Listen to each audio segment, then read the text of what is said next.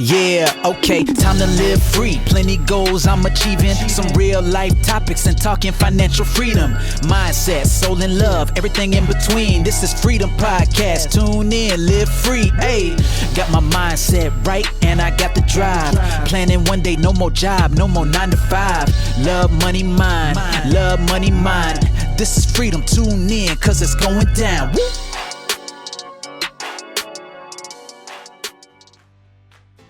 Hi, this is Anna and welcome to another episode of Your Freedom Podcast. In this episode, I interviewed Dr. Renee Wellenstein. Dr. Renee is a double board certified doctor who has been working with women for over 20 years. And due to her own personal health challenges, she steps outside the box of conventional medicine to take a radical different approach to heal herself from the deep depths of burnout. Throughout her journey, she's had a fair share of obstacles and has mastered the art of leaping into transitions with each pivot. Now Dr. Renee empowers women to take control of their health, jumpstart their energy, improve their confidence and reignite their libido.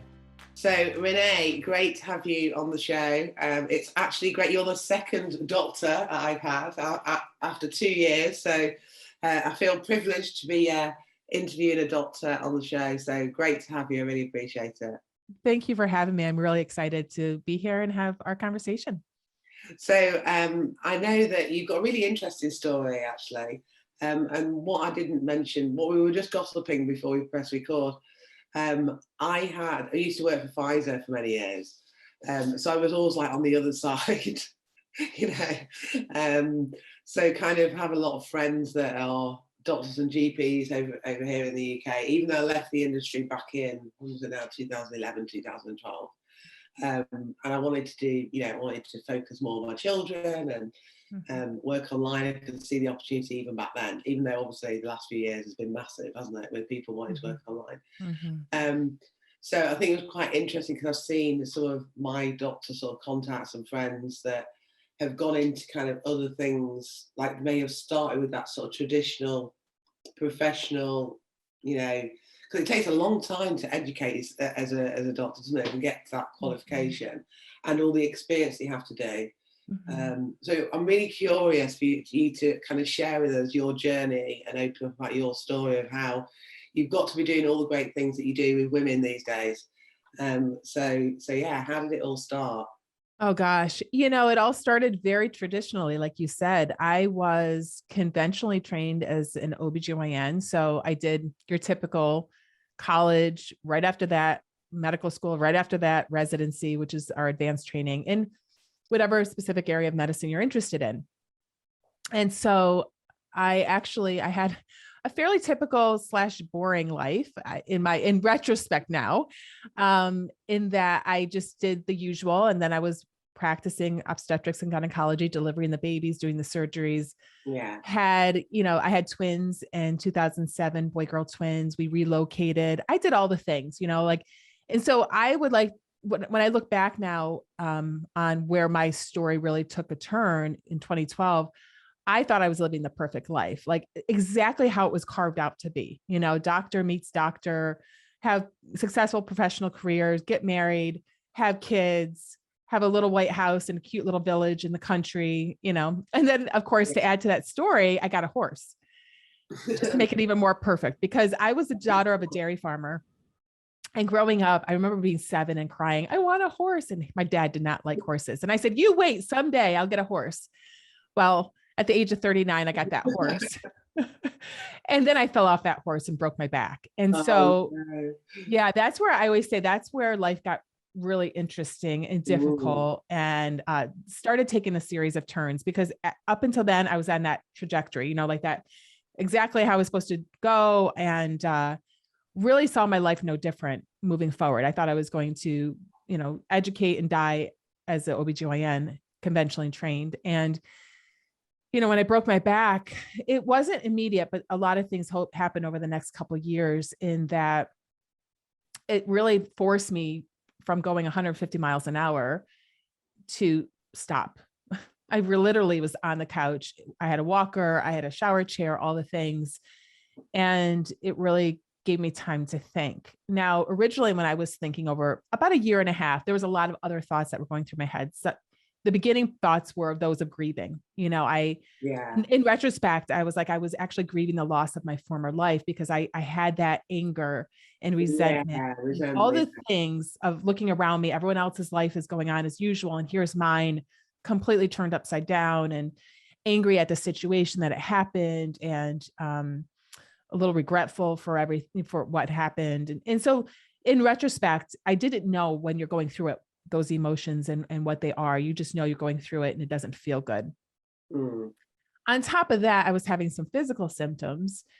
And, I couldn't get out of bed in the morning. I was gaining weight. I was having terrible cravings. At this point, my kids were 6, 7 years of age. And, I felt like a terrible mom because I didn't feel like I didn't have the energy, stamina, endurance to play with them.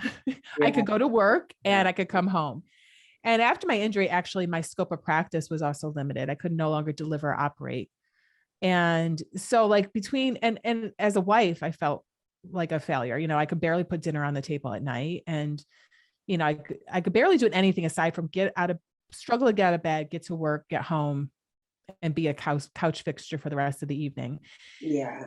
So, all of those physical symptoms on top of the grieving process, which I was starting to come out of at about a year-ish, and trying to find the silver lining in all this, which was really hard at that time, because on top of all this, I really felt like I had no more purpose in life. I went to medical school, I became an OB-GYN, and that was my life's purpose.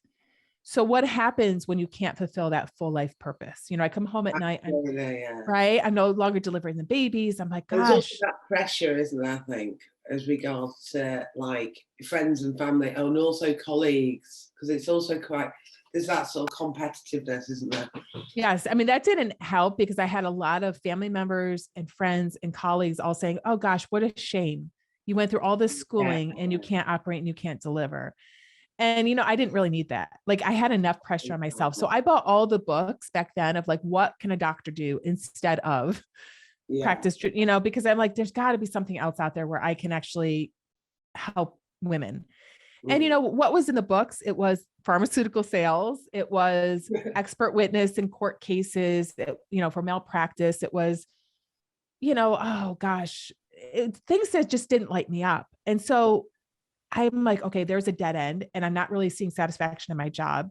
I love women and seeing women, but doing pap smears every day just was not filling my cup. Yeah, exactly. And I remember one evening saying to my husband, in addition to the physical symptoms, I still had pain. And then this professional dissatisfaction, I said to him, I can't go on living like this. And I actually thought about no longer living. And in my opinion, that was the deepest, darkest, most rock bottom I had ever been. And so fast forward a couple months, actually soon right after that, I'm like, I need to go back to see my doctor because if I'm thinking of ending my life, gosh, there's something wrong here. And they do say, I remember being in the sort of pain niche and going to the pain clinics and stuff. They do say that if you've got long-term chronic pain, it's that whole revolving door syndrome, isn't it, with patients where they're not feeling like they're getting a solution. You need a solution. Plus, with the added pressure for you with your career, it wasn't just about the pain. It was this ongoing, you can see how you just were kind of going into this dark hole, really. Dark hole. And, at this point in time, a lot of my colleagues had given up on me, so I was thinking I'm going to have to live like this for the rest of my life because I was maintained on pain meds, but I had to have a lot of other medications to counteract the side effects. I always say I'm so grateful that I don't do well with the potent painkillers like narcotics, because I could have easily been addicted like so many people get with chronic pain. But when I have to chase it with something for nausea, or I feel like I'm going to pass out because I'm so tired, I'm not a very good addict when it comes to narcotics. Thank God. I'm grateful for that. But on the converse, I wasn't getting adequate relief. And, unrelenting chronic pain is probably one of the worst things, especially when I was in that victim mentality mindset. I was the poor me. It just perpetuated the situation. And so I ended up going back to see my doctor. And I remember, of course I am a doc. I kind of put myself in the box of thinking, what could this be? And as soon as you tell a doc that you consider no longer living, they think you have depression. And fortunately, I wasn't sent off to be hospitalized because I wasn't that serious, but just the thought. And I remember thinking, gosh, this doesn't feel like depression. Like I always thought depression would feel differently, but I don't know what else it could be. So I tried over the course of 6 months, 2 different antidepressants. They did not help my symptoms. As a matter of fact, my symptoms persisted, and then I had all the side effects. And so after the second medication, which is what docs do, right? Like this is how I was educated too. You know, I make a diagnosis, I give you a pill. And if the one pill doesn't work, we'll try another one. We'll just keep trying pills until we can try to find one that works. And so at the end of the second pill, now my doctor is giving up on me. So now I only have pain. I have these symptoms of, you know, I have no energy. I'm gaining weight. I'm feeling awful about myself. And lo and behold, I come across what they call a functional medicine doc. And and I didn't even know what that was. And they're big here in the US. And, you know, essentially they're docs that get to the root cause of why you're feeling the way you're feeling. Okay. Yeah. So I didn't even know at that point. I'm like, I don't know what you are, but she got put on my radar. We got on the phone one night at 9:00 at night. And I said, I don't know who you are. I don't know what you do, but no one else is helping me. So what do you have for me? What can you offer? And essentially in 5 minutes, it's like, I think you have something that most docs don't really recognize as a problem, but I think this is your problem. And it had to do with a little gland called the adrenal glands. And, you know, it's interesting. It was 9:00 at night. I was in bed with a computer on my lap. As she's talking to me, I'm Googling it. And there on the screen, I saw all of my symptoms.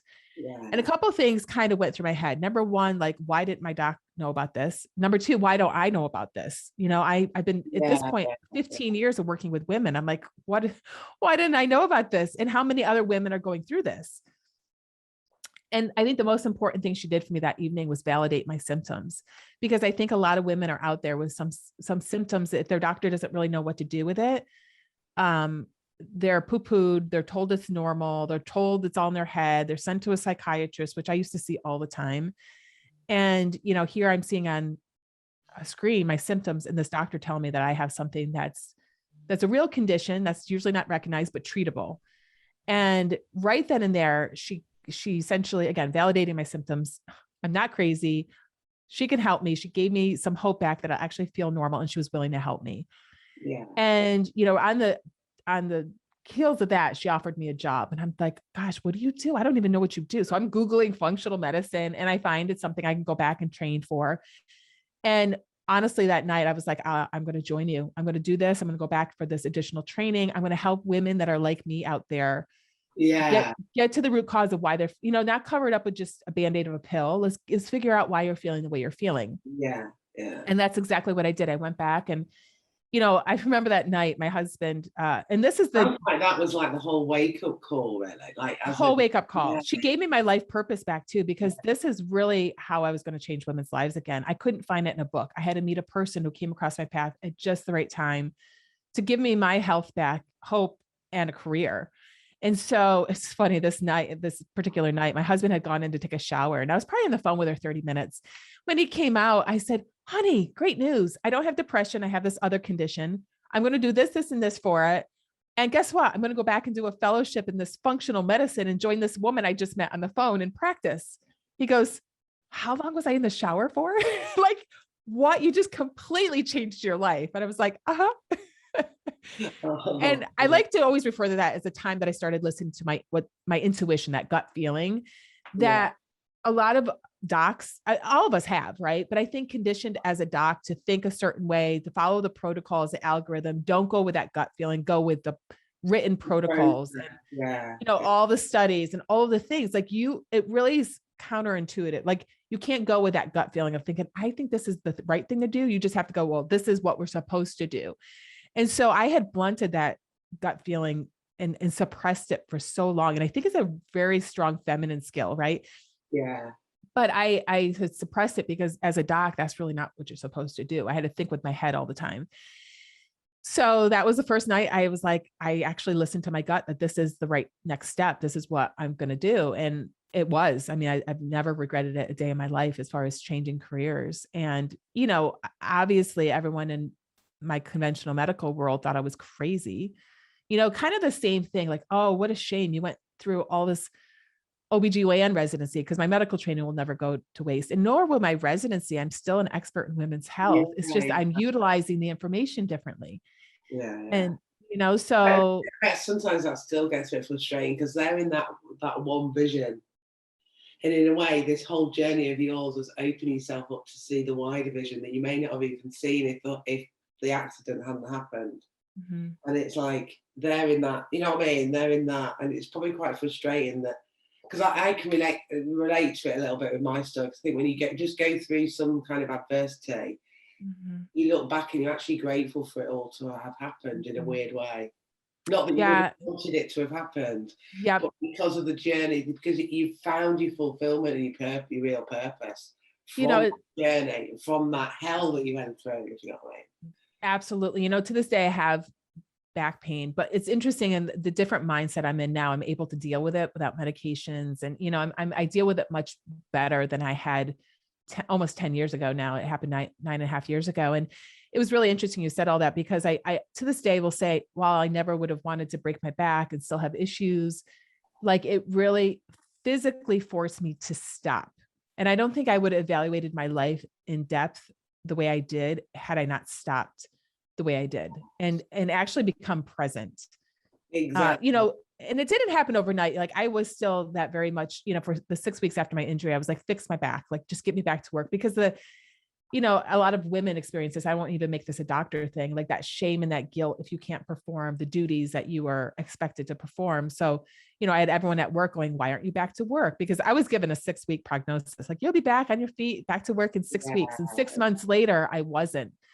And so I felt like the biggest failure on the face of the earth, because here I'm not, I'm a goal achiever. I like overachieve, right? In like 6 months, I was like, what is this? So, I just credit the fact that I was physically forced to slow down and actually take a hard, close look at my life to realize that where I was no longer was serving me. The previous job as an OB-GYN, delivering the babies, operating, that was, even though it was kind of a crazy schedule, but, when I could no longer do that, it's like, okay, what do I want to do now? And like, I had to be still, I had to be present. I had to see where I was being led to meet that doctor, to have that opportunity. And you also had to sort of get to know yourself more. Because I think when you really are at that rock bottom, where it's the why me, when you get to that rock bottom of why me, it gives us women, I'm sure it does us men as well, but I'm focused on women. It gives us this strength that we work out on ourselves to then rise up to what we're going to be.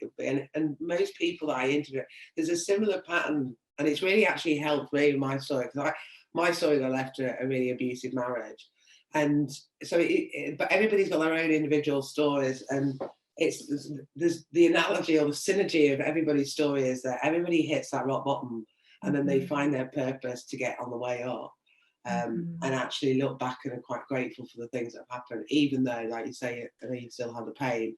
Even though I would say, the damage to my children, I would not, want to happen. But for me to be the person I am today, even though I still have sort of old friends that kind of feel sorry for me, that sometimes I get frustrated. I'm like, don't feel sorry for me, because I've just like seen this. I've seen the whole world now. I've woken up to everything, whereas I was very materialistic, wanting all the big bonuses and the flashy cars, and working up the corporate ladder, and going for leadership roles, and just very like you say, busy, and a bit blinkered. And it's not until something happens and you really wake up that you get a chance to really look at your whole life and work out what it is that you really want to do. Absolutely. What is happiness to help other people as well. So it's just interesting listening to your story, because it's really unique, but it's still got those same sort of pillars. Because on this podcast, I talk about these 3 pillars: freedom in love, you might be able to relate to these. Freedom in love, which is self-care and self-love. Freedom in money, which is financial freedom. And then freedom in mind, which is basically everything else. Because those are the 3 things that I managed to get equilibrium really in my life, because when I wasn't looking after myself, the seesaw balance was down. When I left my ex, I was the breadwinner, which was a weird scenario. But then there was like financial stress at one point, so that when that was in balance. And then mindset just encompasses everything, really. So I'm sure you can probably relate to those, because we never get real balance. There's never, I think, there's never a thing as balance. There's always, because if it's a launch or you're doing a book or you launching a podcast or whatever, you're going to be spending more time with work than you are sort of your children, your family, or yourself.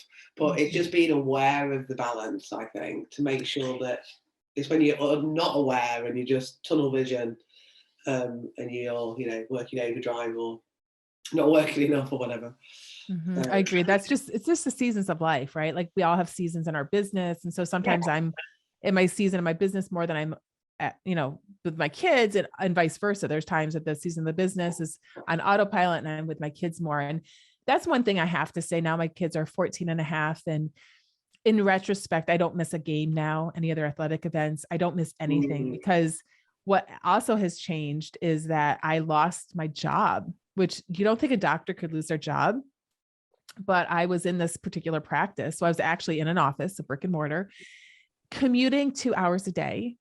And I was just happy and grateful to be doing this different career in medicine. Like that, it was definitely filling my cup, but it was starting to wear me down. I was starting to burn out because the drive, and I also in a short period of time there, I was a competitive bodybuilder. So a lot of time at the gym, another thing for a different podcast day, but it was kind of like those things I have to prove myself, right? Like you say, I broke my back, I can't do this. Well, I can.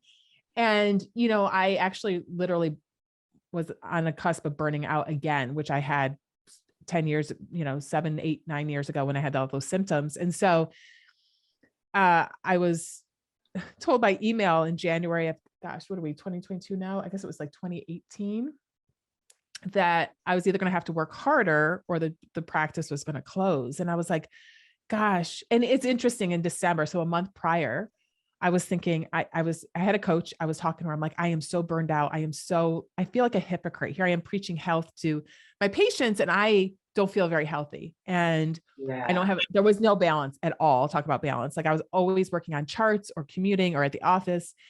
And, when in that time, and then I got to the point where I'm like, what else can I do? Like I've already jumped off one bridge and left the hospital and changed careers. Like my husband's going to kill me now if I just walk away from this practice. And it's interesting because my coach was like, you always have a choice, right? You're not trapped. And just on a health note, like the worst stress anyone can have is to feel trapped. And so to feel trapped in a relationship, in a job, they've done studies on rats in the past. They actually cut off extremities, and that wasn't as stressful as actually trapping a mouse in the corner. So they have tested this based on the stress level, and that's what I was feeling, but I felt like I couldn't leave. And then of course, a month later, I get this email saying, okay, the office is going to close if you don't work harder. And I said, there's my answer. Like, I can't work harder. I can't, I physically can't without having to be hospitalized for because I was exhausted. And it was a no-brainer for me. I'm like, I want to say thank you very much for giving me this out, because I'm very unhappy in my current job, JOB, because that's exactly what it had become. And I'm ready to figure out what I'm going to do next. So I left. Another crazy thing that docs don't do. I willingly left this practice and I didn't have a job, nothing. And I was like, okay, now what? So I always say my life has been this series of pivots since my injury in 2012 of just like you said, trying to find what makes me happiest. Where am I going to get the most freedom in my happiness in being able to say what I want to do? It's so important your work, isn't it? Like your work is, I know that there's some women that don't work and are, want to stay home. Their husband works and that. But I think most modern women now are working, and I think we spend so much time in work that it is so important for us to be happy and content. And I feel like I had a little bit of that tuned in with the holistic health component. It's just, how was I going to turn the dial way up to my happiness level? And unfortunately it was part of my journey, right? Working in that office, she gave me an opportunity, and I'm nothing to say negative against her and the experience, because it was part of my growing experience in who I am today. But that definitely showed me what I didn't want, even in this new field of medicine that I'm in, and to the point where like it took me about a year in limbo of like, I don't know if you can do this doctor thing online. I don't know. It wasn't the in vogue thing. When was this? Was this a few years back now? It was just 2018. Yeah. Yeah. Just at the right time, didn't you? Because I look back and think. Yeah. So I started my online business in August of 2019, and I was ahead of the pandemic. And yeah, and it's, you know, I'm so thankful to have the flexibility again to be with my kids. I can adjust my schedule around, you know, their schedule, and I can be on podcasts and just spread the message of good health and my story, giving women other women that I don't even want to say permission, because I don't think women need permission, but regardless of what you're doing, you can inspiration and motivation, isn't it? I think. Yeah. Like it's why I put this together. I think by sharing our stories. I think social media and the digital world shows everything perfect. And like everybody that's been through some kind of challenge or adversity, because everybody's story is different. And even when people haven't had something traumatic happen, you've still got a story to tell of a journey. And I think this is what's really interesting as women when we share this, because you just all the time we're surrounded by Facebook, Instagram, all these like, you know, filters. And yeah, you know, I sometimes put filters on stuff. I did a little reel yesterday, this real filter of me, and then showed the real me. And I was like, I'm sick of seeing the fakeness online and all this kind of stuff. But I have to hold my hands up. I have also done filters. I thought, oh, really good. But you know, the world is full of all this. This is how we're comparing ourselves subconsciously a lot of the time. And by sharing our real stories of like the hurdles that we've got through, it's about having that vision and just keep going, isn't it? And just going with your gut instinct all the time for happiness. Because we do, as women, I think we do burn out. I had a therapist for a couple of years, and she's one of these that's done all these different degrees, done about 6 different degrees, you know, it's real educate type thing. And she has studied that, you know, if we don't sort out our anxiety and stress and all that kind of stuff, it will manifest out into physical disease, which we know anyway. But it was real verification for her, because she'd actually done this sort of thesis study, you know, to prove it. And it's just so true that I think we just need to stop, don't we, as women. And I saw something on your website about healing yourself. So I know you've got loads of good stuff to share with us, with your podcast and all the stuff that you do to help women. But I do think that a lot of it is about, we know in our subconscious what we need to do. You know, I knew in my abusive relationship that I needed to go, but it took me quite a few years to do it. And because I knew what would come after. And yeah, 6 years now I've got another hearing coming up as well, court hearing after court hearing. So I've had 33 court hearings now. I knew that he would be someone who wouldn't let go, say, and that was what was holding me back. But then now that I've had it, I'm like, well, I've faced that fear, so it's actually fine now, because I've faced that fear of what was going to happen, and I've got through most of it. But it's just going for it. It's moving into that uncomfortable space, isn't it, as well? Like, a lot of people I look at, they're comfortable and materialistic, or, you know, in a material way, you know, they've got a decent house, car, all that kind of stuff. But are they truly happy or feel that they have got purpose in their life? Probably not. And I think with COVID, everyone's felt some aspect of uncertainty, which has woken a lot of people up as well, the digital side of things. So it's great to hear your story, and commend you on, you actually got there early, didn't you? You got in the digital space earlier before the pandemic, which is great to hear. Yeah, I did. And then I pivoted and started talking about women's libido in September. I had to be different, right? Like I had to keep innovating and changing up things. And so now I've niched down to low libido in women, but yeah, it keeps life fun. Right. And, you know, I think just one little comment about, like, as humans, we always want to go away from pain and towards pleasure. But even in your situation, it's like you stay at the pain of the situation of the relationship, or the pain of the next step, which you know is going to be hard, but which pick your pain, right? Like they're both hard. Exactly. And, you know, just think of where now, 6 years later, looking back, like if you had stayed in that current pain of the relationship, I mean, Yeah, or gosh, code maybe reflect a lot. oh my gosh, that would have been awful. So, it's always, change is hard. It's always a different pain, but like, you got to pick your pain. Which one's more painful to stay in? And for ages I never shared my story because I was ashamed of it, because people saw me as this, my skill set is e-commerce and importing from China and Amazon and selling products online, which is of course obviously boomed over the last few years, but it's always been that kind of thing. And people saw, I was featured in Forbes, people saw me as successful. I didn't want to share this story because it was like, this happens to other people, and there's a shame attached to it. But I realized I was holding on to so much, and that was a fakeness. I'm not sharing it. So it was actually the beginning of the pandemic in 2020. I decided to share the story because I'd been part of a book, as a co-authored book, and it was in there. And I thought, if it's out there now, I'm going to have to share it. And it actually did me a lot of good, because it's like a weight was lifted off my shoulders. And yeah, a lot of people, it's actually helped a lot of people. And that was when this podcast all came about, really, because I felt that actually by being brave to share our stories does help a lot of other people, because when they're listening, if there's somebody that's listening to this episode with you, who may have gone through something similar, where their career had changed, or they could be right in that now, and stuck and not sure which way to go. It just helps.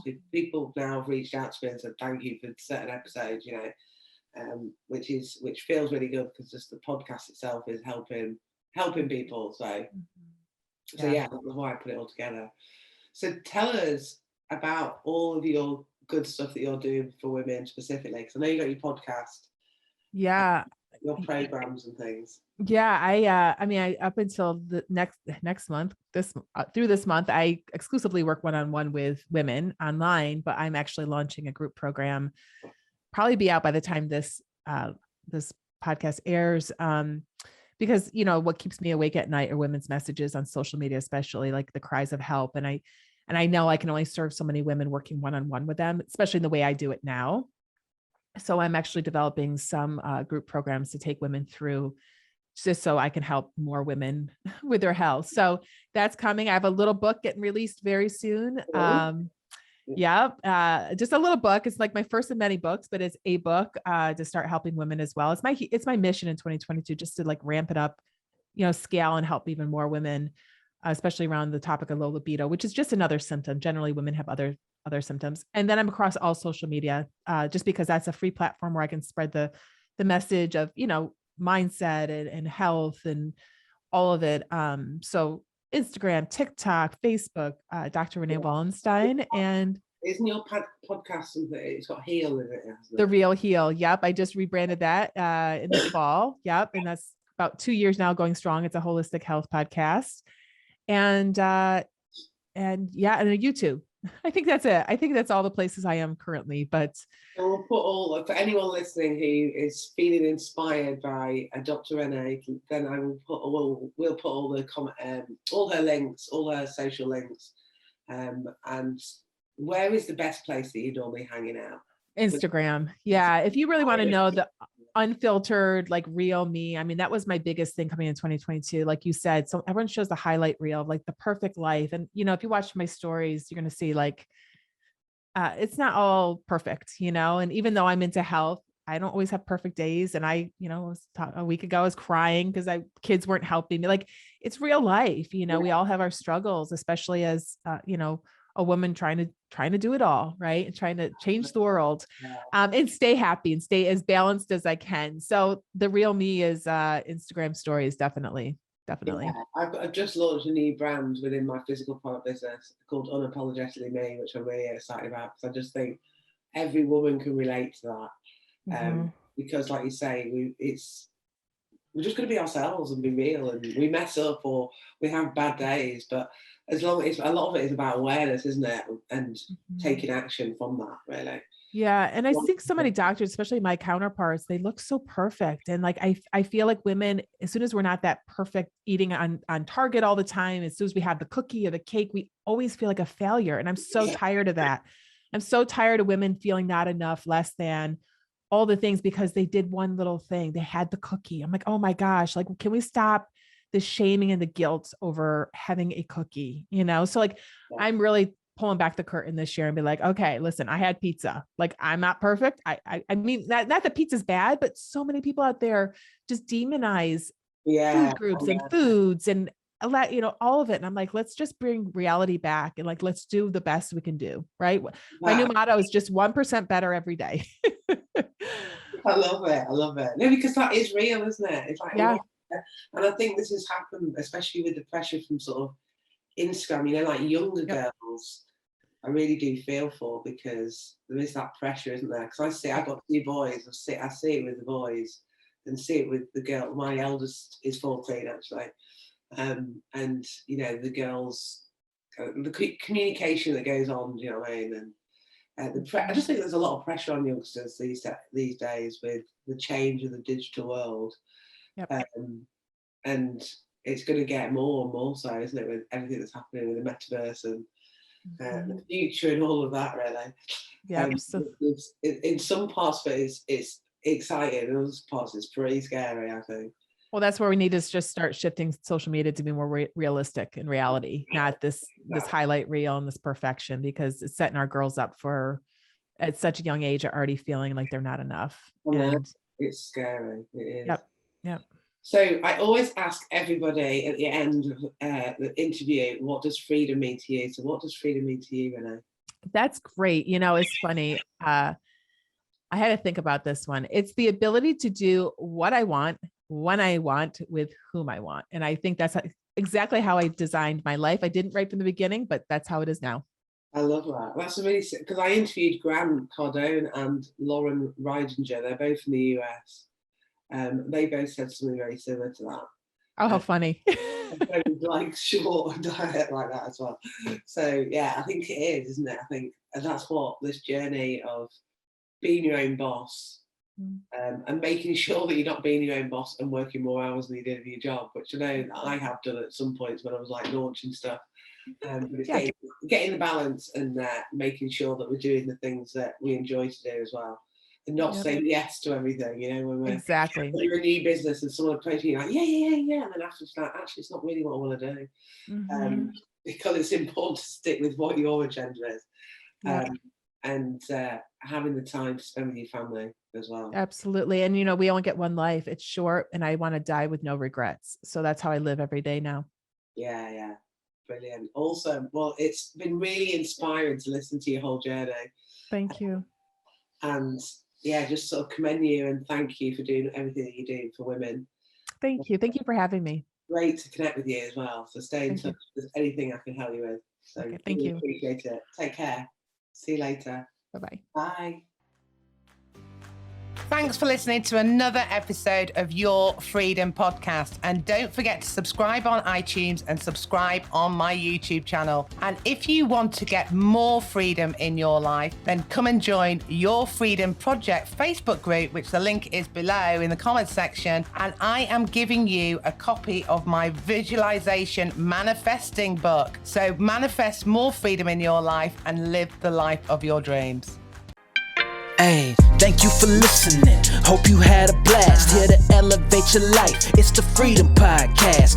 Love, money, mind. Love, money, mind. Wanna see you all win. Wanna see you all shine. Just make sure that you subscribe. Bringing good vibes. Join the Facebook group. Now it's time to change your life. Hope you come back. Right now is the chance. This is an experience. It's the Freedom Podcast. Hey.